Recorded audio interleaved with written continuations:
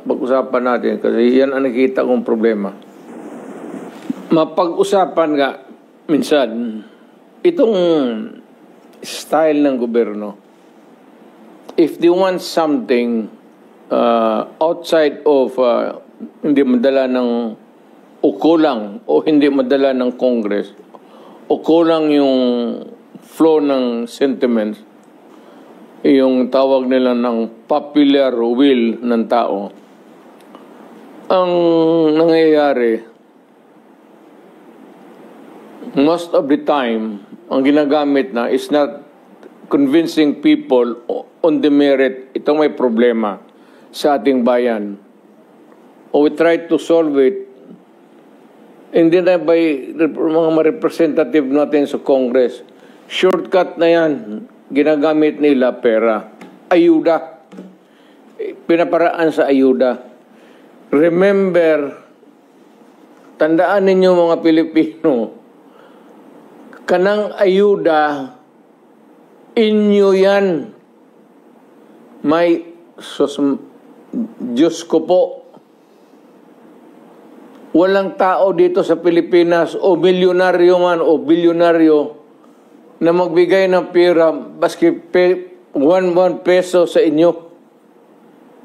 Walang taong magagawa ng laro na yung mga mayaman.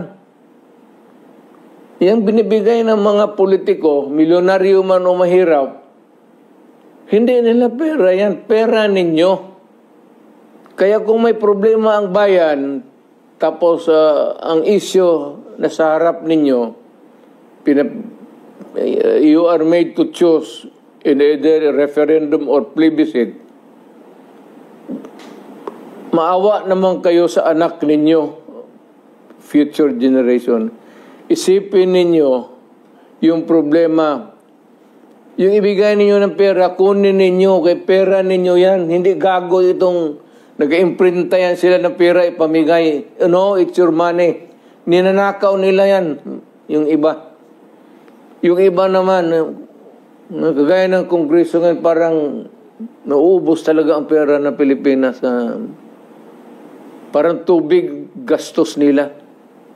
Uncontrolled use of money. Basta halos imprinta na lang, baski wala na value. Ano kasi natin, ang peso is, ang valuation niyan is gaano kalaki ang negosyo mo.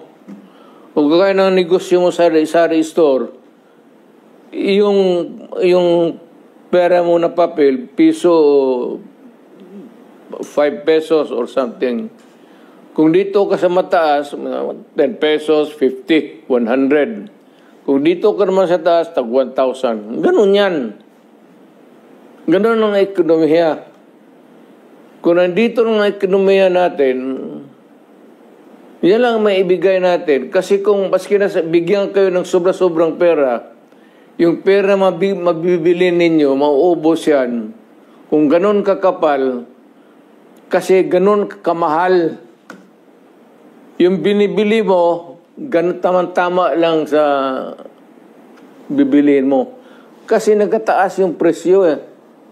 Yung huwag ninyo sabihin na ang pera nakalamang. Hindi, nagtabla yan. Ganun palagi yan.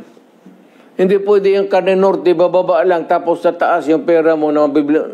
Ang Carne Norte, habol yan pati sardinas. Ganun ang laro dyan. Kaya kunin mo yung pera, gastusin ninyo, huwag kayong mahiya, huwag kayong tao na mag-guilty. Hindi karapat-dapat, pera ninyo yan. Walang tao dito sa Pilipinas na gago nagbibigay ng pera sa sariling. Pera, ayuda, huwag ninyong, huwag kayong magkaroutang na loob. Pera ninyo yan. Nilalaro lang tayo.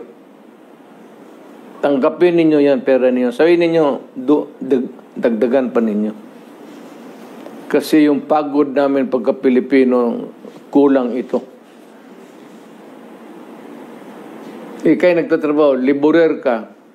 nagkukontribute ka sa economy ng Davao.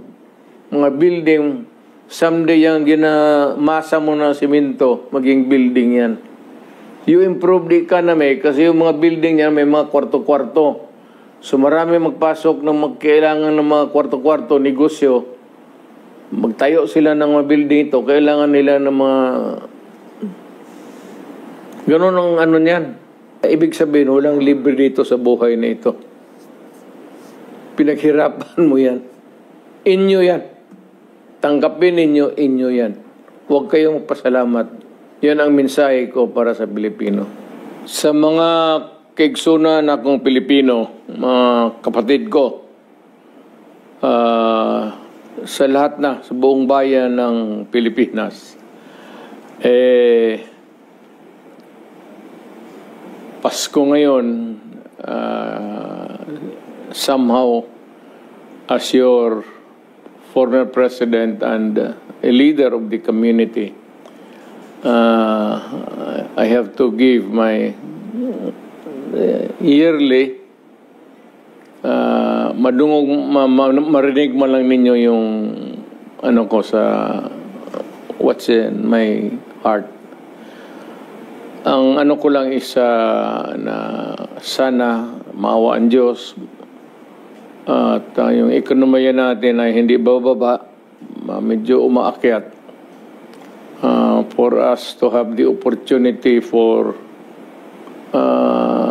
lahat na gainful employment for everybody and enough money circulation to help others to maintain a little enterprise or business and makahanap buhay ng mga sariling kanilang